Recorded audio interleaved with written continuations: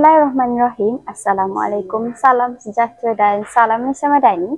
Kembali lagi bersama saya, Nina Balkis, kru TV PSS SNK Sri Aman. Pada hari ini, 8 April 2025, saya bersama kru TV PSS SNK Sri Aman berada di Universiti Malaysia Kelantan, kampus Bachok, bagi menghadiri program Digital Mastery Canva yang diajukan oleh dua pihak, iaitu pihak Universiti Malaysia Kelantan dan pihak Pusat Sumber Sekolah SNK Sri Aman.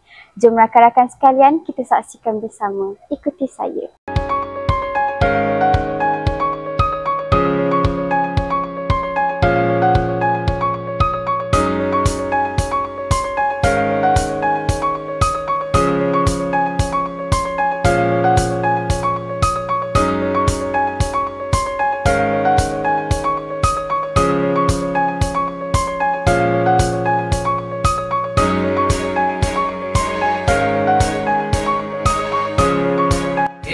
Bukan menegak. Kalau dalam telefon barulah menegak. Okey, tapi standard kita akan ambil landscape mode. Kalau recording pun kita buat landscape.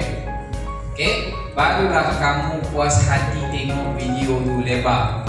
Kat wayang pun memang akan landscape mode.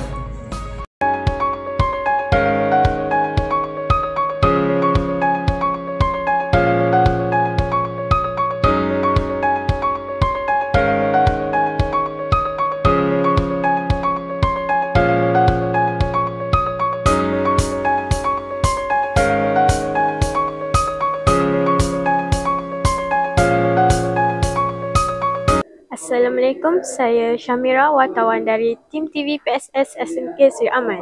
Hari ini bersama saya Encik Amirul Firdaus bin Zila, iaitu Timbalan Ketua Pustakawan Universiti Malaysia Kelantan, dan ingin menanyakan beberapa soalan. Baiklah Encik Amirul, apakah harapan Encik Amirul kepada peserta setelah tamat kursus Canva hari ini? Okey, kursus hari ini kita bawa satu perspektif baru, iaitu pembelajaran secara nak kata eksperimental, tak hands on. Maksudnya adik-adik didedahkan dengan penggunaan software, aplikasi yang sekarang ni banyak digunakan. Bila pandemik ni banyak kita gunakan software. Antara yang muncul waktu zaman pandemik adalah Canva lah. So dari Canva ni banyak features yang kita boleh laksanakan. So hari ni setengah hari tidak memadai sebenarnya, tetapi cukup untuk jadikan sebagai asas. Asas kepada adik-adik untuk menerokai lebih lagi. Satu, bagaimana nak guna video.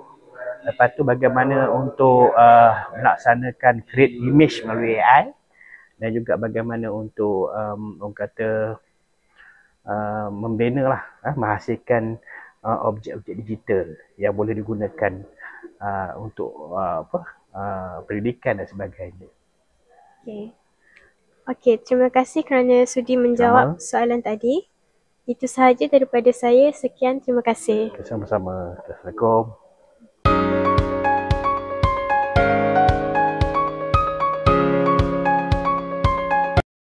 Dengan ini berakhirlah sudah program kita pada hari ini, iaitu program Canva Digital Mastery yang diajukan oleh pihak Universiti Malaysia Kelantan, kampus Bachok. Semoga pelajar-pelajar dan kru TV PSS SNK Sri Aman dapat menggunakan Canva sebagai satu aplikasi yang dapat memudahkan urusan mereka bagi melaksanakan aktiviti-aktiviti sekolah seperti editing, dubbing dan sebagainya. Dengan ini saya ingin mengucapkan ribuan terima kasih kepada yang menonton. Assalamualaikum dan bye.